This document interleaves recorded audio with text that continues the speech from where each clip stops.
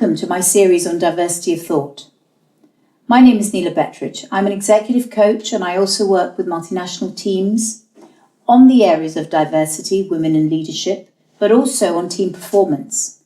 I hope you really enjoy this series with these really interesting speakers, all talking about their different takes on diversity of thought. Hope to hear from you soon. Welcome, Michael. Thank you so much for joining me today at this Diversity of Thought series that I'm running. I wondered, Michael, whether you would be up for actually just giving us some background on yourself, first of all, your journey, if you like, and, you know, your journey thus far. Okay. Well, I'm a management consultant and have been for the last 22 years. I've run a couple of small consulting businesses.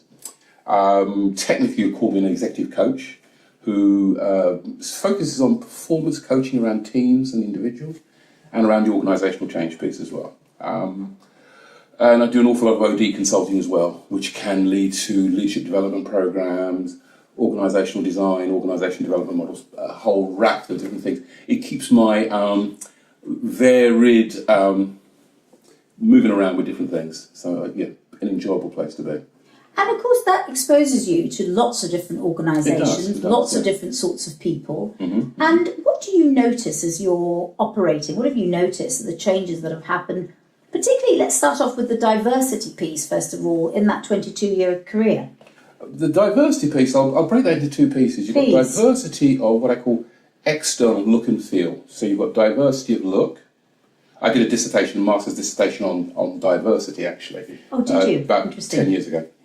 And that was actually looking at black men working in organisations, because I was a senior person in an organisation looking around thinking, oh, wow, there's not many of me in this room. Yes. And how was that the situation? Did a bit of research, found if I was imprisoned, I'd see an awful lot more of me. So what was creating that? Yes. So it was quite an interesting topic. So I did some work around and that. And what was creating that? It was a really, really complex issue. Education, desire, capability, a whole range of issues.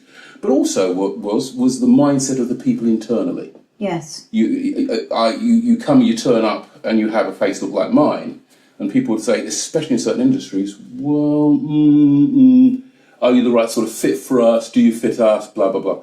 I think it's a similar sort of question that's been happening with women, with people in the LGBT area, where we're different. Yeah. So there's a norm, there's a difference. Yeah. And how do you break through that difference? Yes. I think, so what I'm saying is that the physical, the look and feel diversity piece, I think we're well down the road of kind of normalising that. So have you felt the change in that 22 years? Absolutely. Have you? I spoke to my nephew about a year ago, who's in his, he's 27, and he doesn't see it. Yeah. Went to university, works for Deloitte, doesn't see it at all. Yes. Where somebody from my experience has seen it and has seen the change, but I think what's happened now, there's a subtlety. I think much of it has gone underground. So the die-hard and hardcore have pushed it underground. So on the surface, we're saying, yes, diversity, we want diverse people, we want diverse thoughts, diverse views. But there's still a hardcore of people who say it, but don't actually believe it. Yes. And how do you see that playing itself out in organisations? You've got some examples of that, obviously not of companies, but where have you seen that play itself out? The hidden piece was quite interesting. I'll give you one example. I remember speaking to a very senior HR lady inside an organisation and asked the question, can you give me some figures on your diversity numbers? She could give me figures on male-female, but I said, the diversity is broader than this. What about your figures on disabled people inside your organisation? So I've noticed coming through the building, if I was disabled, I couldn't physically get in this building. Yes. Couldn't give me numbers, or wouldn't dare. I said, what about men? Young men from a certain, couldn't give me those numbers either. Yes. What about black men? Yes. Then she almost ran out of the office when I got to that particular topic. So I think there's certain aspects of the strand of diversity where you see lots and lots of action and things going on. But I think there's another end of it where actually we're not yet tackling it. Yes. What do you believe needs to happen, Michael, for it to be really and truly tackled? And let's just talk about UK for the moment, because I think otherwise it becomes too complex. I think that's an interesting point. I think, let me give maybe an example as an organisation I worked inside recently. where they started programs around unconscious bias. Yes. Which is the big Yes. thing they're using to challenge that, where that diverse thought is at an unconscious level. You think you're actually quite open, quite to the whole situation. Where actually, when they put programs together that made you challenge the way you think about certain things, you actually am I doing this? Yes. And when I'm interviewing, I'm bringing people on board. Am I bringing people on in my own image as opposed to really looking more broadly? Yes. So I think that you've got things like that that are challenging the status quo. But within organisations, I see tick boxes, but I don't see fundamental change. I think my fundamental change when I did my masters many years ago, where I had to challenge my own assumptions about who I was and what made me the person I am today. Yes. And that's quite a hard thing to do, because you actually then start chipping away at yourself and thinking, actually, why do I hold that view about X or Y or Z?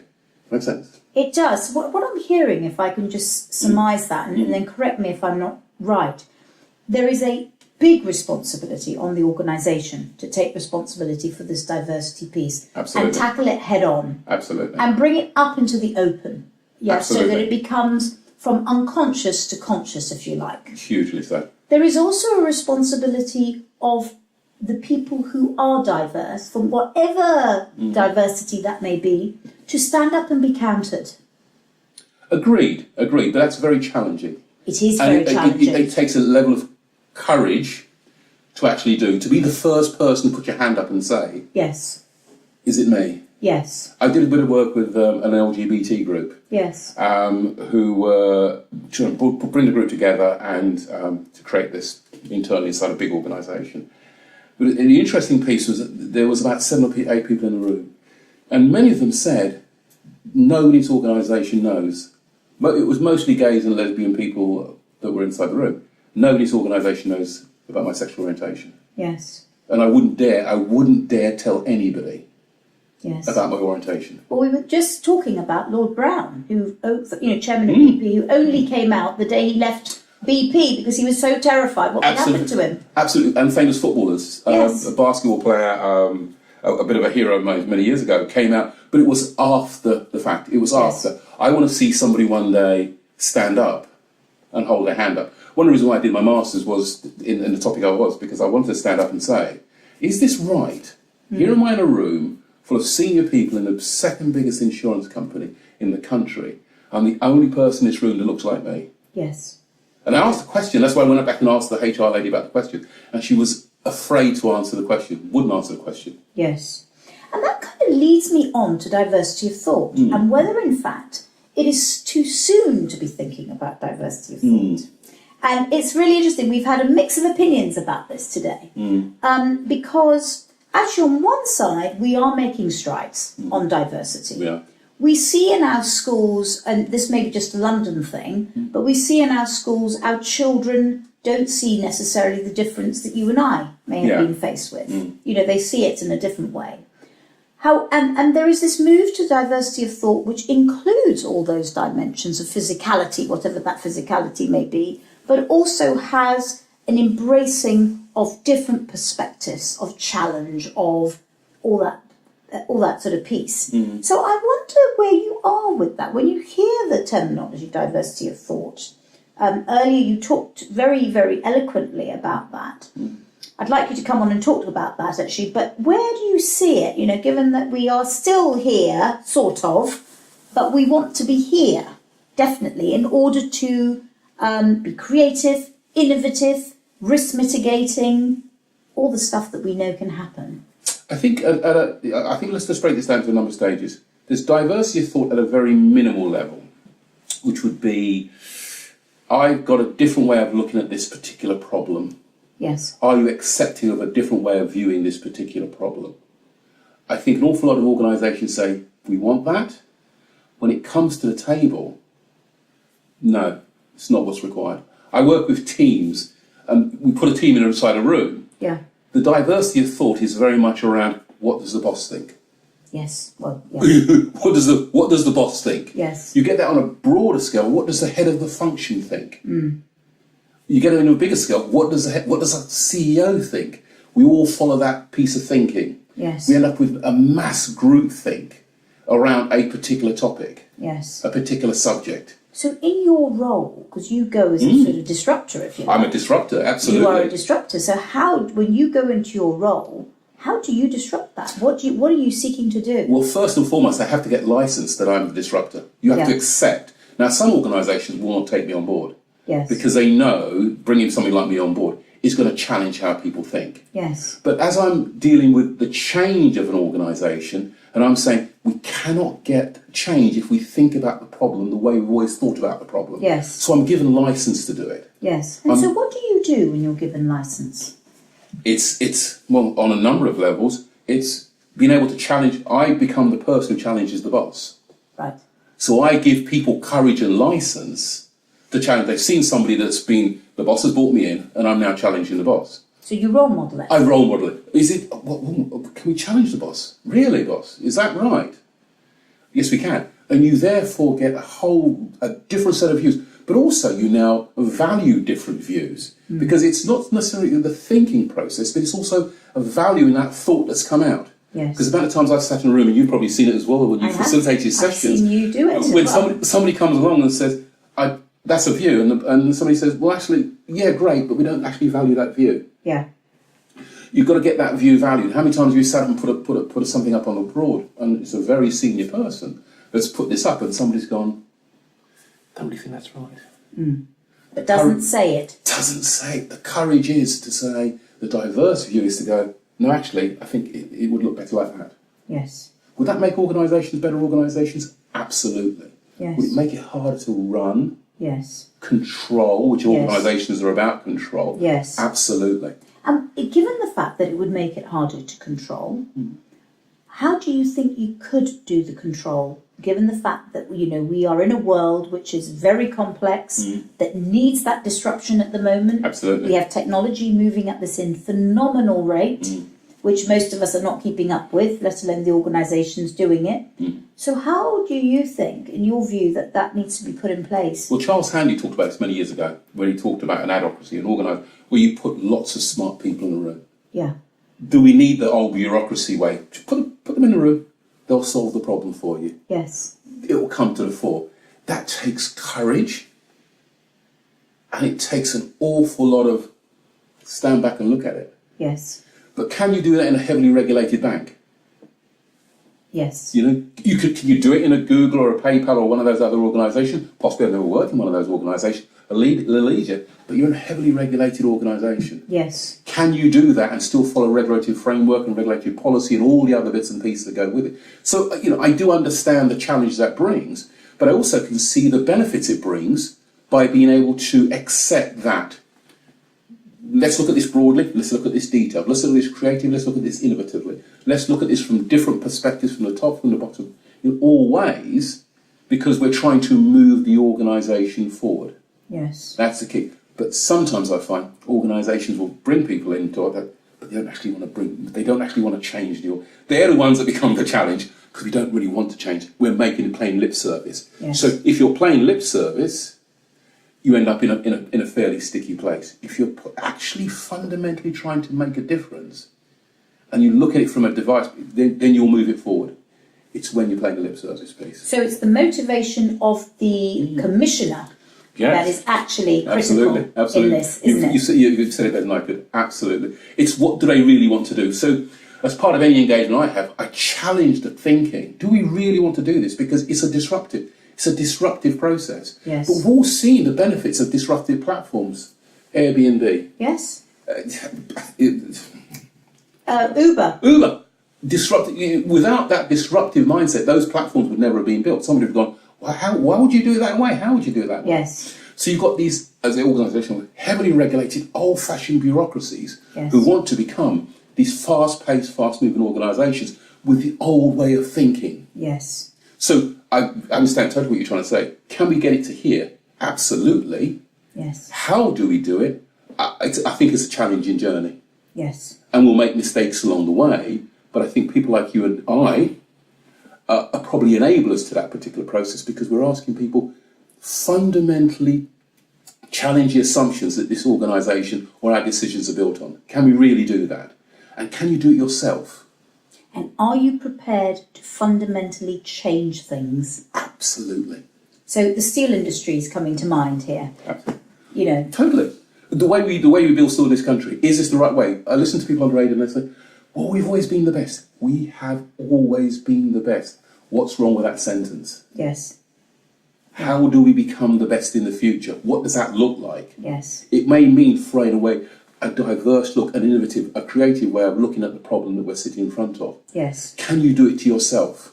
Yes. And that's the key, because I think and it's interesting, isn't it? As you're talking, what's coming up for me is this self-investment. Absolutely. And it's almost like the self-investment does not allow you to do the throwing away. Absolutely. That is required from a true diversity of thought process. Absolutely. And it's a painful process. I remember when I did my studies. At one point I remember sitting there, I was on, everybody did like this program with 6 people, it was a rock thing, it was a very interesting way of dealing with the program we did. And everybody did, at one point, had broken down and started crying. And I hadn't done the crying. Why would I cry? I'm a big tough guy. And I remember in the car one day, because I was trying to write my dissertation, I just couldn't get my head around it. And I remember being in the car on the phone to my tutor in tears because it finally clicked that actually what I was doing, I wasn't actually challenging my own thinking process. I was just going to write a paper and it would have passed and it would have been fine. Yes. But actually challenging how I thought about myself and about the problem and everything else Yes. actually brought out a much better result. Yes. But it was a very, very painful, cathartic process. Embodied. Absolutely. Yeah. Absolutely. So do we want this from all the people that when we talk about diverse thought and diverse processes? Possibly, because when I talk to the people who have run through programs on the unconscious bias, they've walked away from that, and that's what you're after. They walked away from it going, I didn't know I did that. Yes. It's been a self-revelation. Yes. I didn't know I did that. But now I can see I do this. And so this is what's coming up for me here is a desire to lose. Yeah. Self-revelation. Absolutely. An ability to change. Absolutely. Or at least want to approach that change. Exactly. Yeah. Exactly. And all very fundamental from what I'm hearing as you speak to the process. Absolutely. So any organisations or initiatives that you've seen that actually do this diversity of thought process well? Not seen one. Because interesting, earlier on today we had a speaker talking about a crowdsourcing thing where when they want innovation, they bring people in using the web to actually brainstorm the idea and then they break out again. Fantastic. Isn't it incredible? Fantastic. Incredible use of people and different thinking and extreme thinking in some instances to bring diversity of thought. So the future for diversity of thought, what do you think it is? I mean, when we were speaking earlier, you were very lucid about diversity of thought and what you thought it was and the benefits. And could you just say a bit about that? Well, the future. I'd like to think there's a generation behind me Yeah. who take this as natural, who look at this and go, well, why would we do it this way?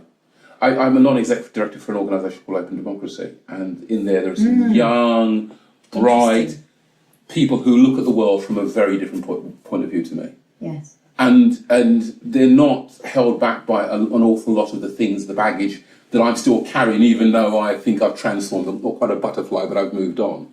They just take it as being natural. And what were you noticing? What do they find? What they do, they look at things.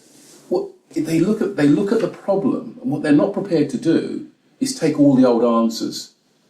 They don't look at all the old ways of solving that problem. They look and talk about a new form of capitalism. Yes. Well, I thought capitalism is capitalism. You know, I make money. No. It's a different way. Yes. Is there a socially responsible?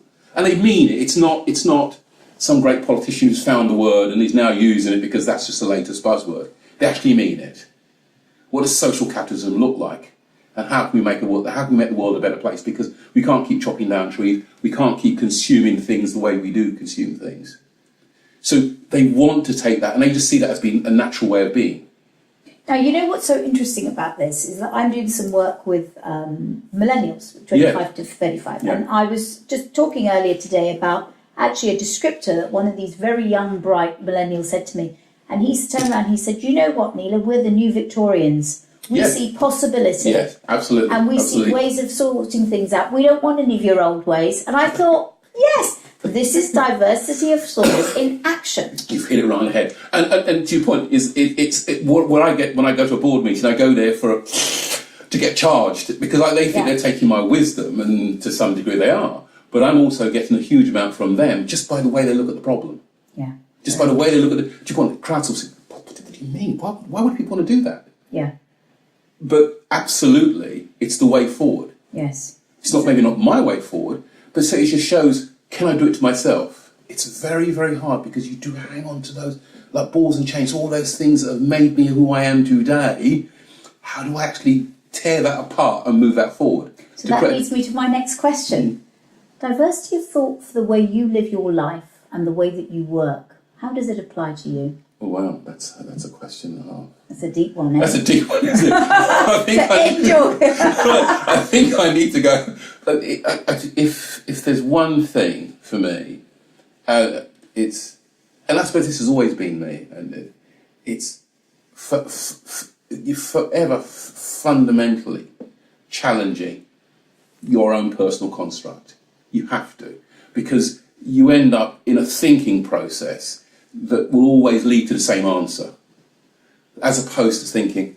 Just an example, I was writing a paper for a client last week, and I thought the simple way to do it is just almost cut and paste mentally. Do you know? Yeah. Yes. Just cut and paste mentally. Just put it there, and here's the answer. Fantastic. And actually, they're buying me, and they're buying a service here, and they're actually buying my brain. So it's worthwhile looking at this. Now, I gave this paper to the CEO, and he read it, and he went, don't get that. It just doesn't make any sense. Why would we go about doing this, fixing this problem this way? And I said, Victor, just take it and read it. Read it and take it. You're off to Singapore. Read it on a plane. Let me know what you think. He sent me a text yesterday and said, I've read it again. I think I get it. But when I get back. So it's a slow absorption. Yes. That makes sense, yeah? Yeah. If I'd given him what he'd always seen, he'd been very happy. So you're challenging yourself, is what you're saying. To me, you have to. That's the way I do it. You have to challenge yourself and challenge the fundamental assumptions. I'm a black male, 55, born in the Caribbean, came here as a young man, and I have a set of views that were ingrained in me by parents, by education, Culture. Absolutely. Yeah. And forever, it was very, very hard to kind of challenge those thought processes. And how do you pick yourself up? How do you keep challenging? It's challenging. It's my nature. It's just you're forever challenging how you look about life. Because if I think about diversity, the Caribbean is probably one of the most undiverse parts of the world ever. When it talks about, if you talk about lesbian, gay, absolutely. A way of looking at the world, and I was brought up with a way of looking at the world that would be surprising to how I act today. Yes. But that's just by a thought process. Yes. Where I've still got friends who will think that way. Yes, of course. And there's nothing wrong with that. It's just the way they brought up. It's the way they're brought up, but they've not been prepared. The challenge, I think, is not being prepared to look at how you behave, how you act. Yes. And does that work in today's world? And also, is it right? Yes. So there's an ethics point of view. Absolutely, because it's a bit like the diversity thing, and I've looked at that and said, people have talked about diversity of thought and everything else, and the economics of it. And always trying to put in, and I've got racks of books on my shelves at home about it, but they're always trying to put in, but sometimes you have to look and think, is it right? Yes. Is it right? And is it fair? Yes. Is it right to withhold somebody because they've got a particular sort of view or they present in a certain sort of way? No, it's not. I had a very interesting experience recently where I was running a workshop for board directors of FTSE companies. We had 20 of them there. And we talked about diversity. And actually, the critical thing was not so much the issue about diversity with women, but the issue was diversity of colour, ethnicity. Really? You cannot find, when you go onto the main boards of most of our FTSE companies, there are very few people of colour. Absolutely. Indian, Caribbean, Absolutely. African, Absolutely. anything. Absolutely. So, their real push now is to really look at this. And the question is, which is why I found what you were saying around what you did for your masters, why are we losing them halfway through the organisation? They're coming in and then there's a stop. Well, it's interesting. And what I learned at the stage was they weren't even coming in. They weren't even coming in. Because I then went back to schools, and I remember going back to and did some outreach work, and it was interesting watching young black boys and their attitude towards school and education and blah blah blah blah. And actually, they weren't even getting over the hump. And as somebody said to me, well, first and foremost, you've got to have a degree. Why you have to have a degree is neither here nor there. But he said that part of the problem is if you don't leave school with that, you can't knock on the door. So I understand the female question where my wife worked in advertising for one of the big agencies, and at the bottom end of at account manager level, 60-40 split with women. Get to the top of the organisation. All men. It's all men. so you understand the woman's, but the young black boys, especially young black boys, they weren't getting into the organisations. Yes. And actually, why are you not getting to the organisation? Well, they don't want me, they don't want my voice in there. Well, they do want your voice, but your voice has to be... So how do you get into the club? Yes. Do you temper your voice? So it's much more complex. It's about education. It's complex beyond It's belief. about opportunity. Absolutely. It's about the pull-through. I mean, I was talking to a company in the legal space recently who said to me, actually, we're recruiting all our graduates from Russell Group, but actually we've got Aston University down the road, which has got just as equally good graduates, but they are more representative of society. So it's every single place, isn't it? Absolutely, but if you take a simple example, look at the BBC today. If you listen to BBC and you listen to the radio, I'm a bit of a radio junkie, listen to the radio, 40 years ago, listen to the accents. Listen to the accents now. Scottish, Welsh, Irish, London. So that crisp... Regional, that crisp BBC accent has disappeared. Yeah. But if you listen to Radio 4, the flagship programme, it's still sort of there. So they're kind of almost hanging on by their edges. But the broad piece, actually, it's almost gone the other way. If you have a clipped Surrey accent or somewhere from the Shires, I think you probably stand less chance of becoming a front person of the BBC than if you came from... So they almost turned it on its head. Yes. But it's interesting, flagship programme, Radio 4, in the morning, listen to the accents. Yes. You're right. But so to me, it's complex, it's interesting, and as an intellectual debate, I think it's fascinating. But does that help the young poor white boys now? Yes, who are also having a lot of trouble. That diversity of voice, would it be beneficial to have that person around the table and moving forward? Of course it would. But how do you get them through? So it's complex and it's challenging. So any final thoughts before we close? The final thought really is it's been, one, lovely to have come and just sort of sit here, and yes, the cameras do work, talking to you about the topic. What I would love, and maybe this is just my programmatic way of thinking about the world, once you've found a problem, how do you programmatically fix it inside of whether it's an organisation? And that could be a mistake. So I've got to go back and think about this myself, because I would expect a programmatic way of fixing the problem. But maybe it isn't a programmatic way of fixing the problem. Where, to your point, if crowdsourcing is not programmatic, it's you get some people in, they do something, they move away. Maybe this is one way of dealing with the issue. Or maybe you could be approached in both ways. But what it's done for me, it's gone, actually, there's another hill to climb. There's another thing to look at, and how can we actually get around that particular problem? Is the old thinking going to work? I don't think so. But do I have the new thinking? Not yet. A work in progress. A work in progress. Many thanks, Michael. Great interview. Thank you very much for having me. Thank you very much indeed. No problem at all.